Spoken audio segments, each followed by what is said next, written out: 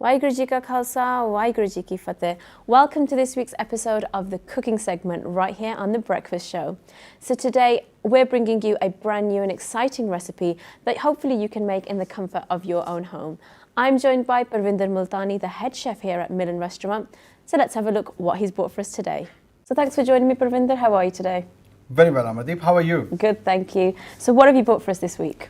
Well, I thought we should carry on the subtle touches that we gave last week. Yeah, absolutely. And the new dish which I've got is again on the similar lines. I'm basically a trained French chef. Wow, okay. And the best thing about the French food was that when the nouvelle cuisine came in, which was the new style of food, it was again presentation and things. But again, going back to tradition, there's a traditional potato dish which is from the French cuisine called pomme Williams. Okay. And I used to make this when I was doing my chef work as a French chef. Moving on to the Indian restaurant, I said, why don't we work on the same concept and come out with a dish which is equally good and again goes and influences, and Milan, you know the word Milan. Yeah. This is where the Milan comes in. Okay. French and Indian and the Milan. And that's what cooking's all about, isn't it? And that's Fusing what cooking is all things about. together, fusion of food. So what I did was I did the same potato dish, but in the same shape. I used to find this dish coming up every now and then. Stuffed aloo tikki. Yeah. And the stuffing would change, but the aloo tikki would still remain an aloo tikki. Yes. So what I did was I kept the stuffing, but I changed the aloo tikki. Okay. Yeah. So it looks more presentable. It looks better. Now, to make the dish, we got very similar ingredients. Potatoes, mashed potatoes with spices and the binding. Yes. Okay. I've got some green peas. So what I did was I mashed the green peas. I added a bit of coriander powder, a bit of cumin powder, salt, red chili powder to give that spiciness to it. Okay. Mind you, the potatoes does not have the chili powder in it. So it's just the salt it's and the only pepper. got salt in it and a touch of pepper. Okay. Okay. So the potato is mild, but the stuffing, the kick in the food will come from the spicy peas in the center. They're like mushy peas that you normally have. So the mushy peas have got spices in it. That's sort of the main sort of ingredient, is it, where all the flavour comes from? Yes, that's where the center is going to be giving the flavors. So the top gives the shape and the center gives the flavor. Along with that, I've got some breadcrumbs. Okay. I've got some almond slices. Now, mind you, many people in this country have got nut allergies. Yes. If that is the case, keep the almonds away. So there's not an essential requirement? No, it's not an essential part of the dish. Yeah. But if you're okay with it, you can actually use it. But the breadcrumbs, almond pears. Now, this is a pasta which you would have in your cupboard. Right. Mom uses it. It looks like a type of macaroni. It is macaroni. It is macaroni, but it's a straight macaroni, not the elbow one. Even if you get an elbow macaroni, it's very good because it actually follows a very natural curve. Okay. So macaroni is there, but we don't need to cook the macaroni. Right. We need it raw. Okay. So we got spiced mashed potatoes, spiced peas, breadcrumbs, almond slices, macaroni. Raw macaroni. And guess what is this? It's either milk or cream. No, this is a slurry. Slurry is made. Slurry is basically an alternative to egg wash. Okay. Because we are doing a vegetarian program and we want everything vegetarian, we made a slurry. Slurry is basically flour, which could be a self-raising flour. We don't need self-raising flour. You can need a simple flour. Yeah. Add some water to it. People used to stick books with this. Oh, and okay. Kites. In India, when we used to fly kites. So slurry works very good, actually. So it's good is it for a glaze or for the sticking together? It's for sticking together. Because when you make the potatoes and you do the stuffing and do the shape, when you got to stick the breadcrumb and the almonds, this is when you need the slurry. Oh, excellent. Okay. Coming back to breadcrumbs, there are two kinds of breadcrumbs you can get. Yeah. You can get dried breadcrumbs, which are called golden breadcrumbs. Okay. Or you can make your own. You just need 2 slices of bread or 3 slices of bread. Put them in your chopper, and it should chop it fine. And that is the fresh breadcrumbs you can get. Do you recommend a bit of like stale bread, or No, I would say use the fresh breadcrumb. Okay. Let's move on with the time. We don't have to go back to the stale bread which was made into crumbs later. We're not going to do that. We're going to do the fresh breadcrumbs. Which one's better? I mean, is it better to use dry, or is there a preference here? Depends on what the availability is. Okay. If I don't have these, but I've got sliced bread in my fridge, Yeah. I might use that as well. Okay. So I don't have to look around saying where my breadcrumbs. Oh, I can't do this dish today because the Because you don't breadcrumbs have are not there.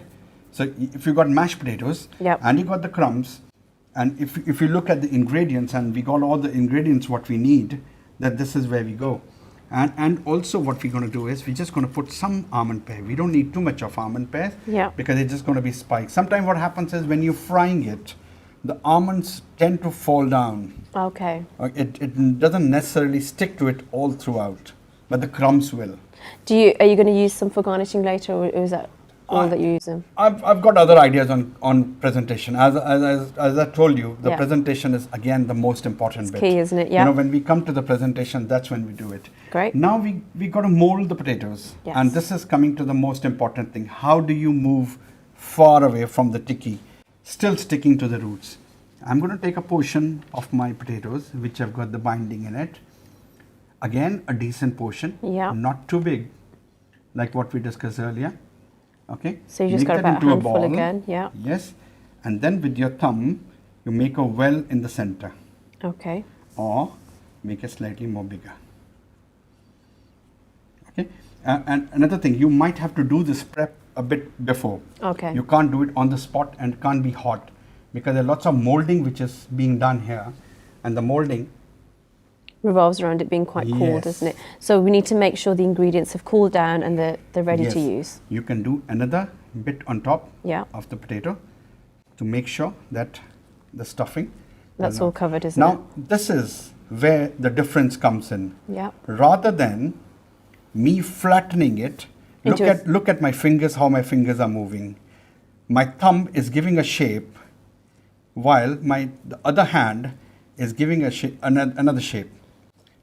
So you're getting the narrow bit at the I'm top. making the round here, Yeah. but I'm making a dome on the top. Okay, so you're getting that sort of pear shape there Yeah, now. pear aren't we? shape. Now, That's it. if you look at it in the raw, Yeah, you can actually get a glimpse of what I'm trying to do. absolutely. You can see that shape forming know? there. Now comes your macaroni. So that's literally just for show, isn't it? The macaroni. It's just Yes, to it build the actually shape. finishes it. It's like a crown. Yeah, Okay.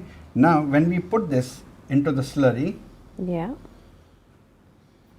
And this is what's going to help all those breadcrumbs and the almonds stick to it. the Okay. outside of it. Make sure one of your hand is dry. Yeah. The other hand can get wet with the slurry. Otherwise, you'll be struggling to find something to keep your hand dry. Right. Okay.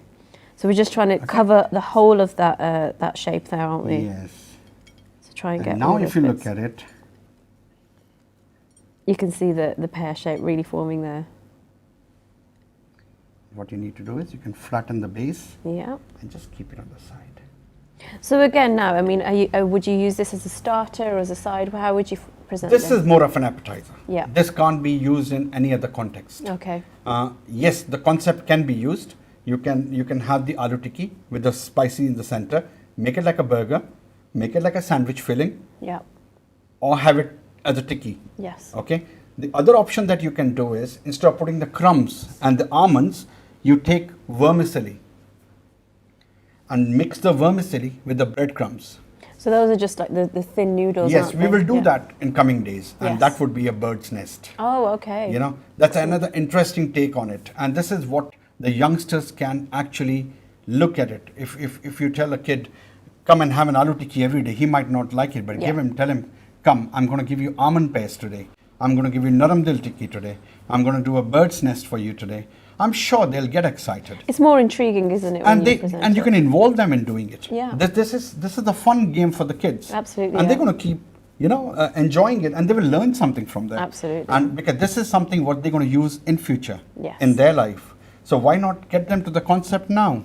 And again, the ingredients you're using, they're quite healthy. I mean, the potatoes aren't fried at the Well, moment, again, they're just boiled. going back again to my basics, what I normally say, you got carbohydrates. Yeah. You got the greens there. That's it, yeah. You know, you're going to get the other bit from here, the frying. The frying, yeah. Whatever calories you get, but we still haven't finished. Yes. Okay. So the other items which are going to come, they will come during the presentation. Okay. To give that more taste, I'm trying to use a couple of sauces. Okay. That's going to be a sweet sauce, a tangy sauce, and a mint sauce. And that's just adding to the flavour. Just adding to the flavor. It just isn't enhances it. And this Yeah. is what the idea of garnish and presentation is. Okay. I've got some sweet yogurt in a bottle. It's easy for me to work around with the bottles. Is that just plain, or is that It's anything plain added? yogurt with some sugar in it. If you love rose water, Yeah. you can add a Add touch some. of rose water. Okay. Okay, Right. it makes it even better. So I've got the yogurt. So you just I've spread that across the spread plate. the yogurt Yeah. around. Now, to make it slightly more interesting, I've got tamarind sauce. Again, in the same way. But what I'm going to do this time is Place a few dots on there. few drops, but I'm just following a symmetry. Right. Okay. Just to get that equal space in So between. it becomes equal. Some things look very good Yeah. when you do them abstract, but something uniformity comes as a tool.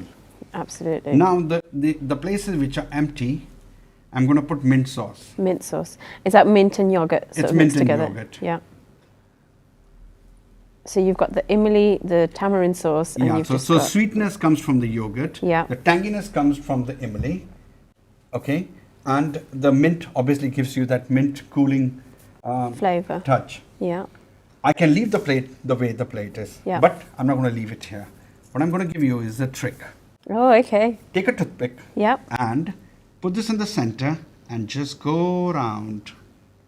Wow, that And is see so what you simple, get. but that's amazing, So isn't simple. it? You've got these little heart shapes going through. Yes. Brilliant, I love Okay? it, yeah. And now what we're going to do is we're going to put these 3 almonds, hot almonds, in the center.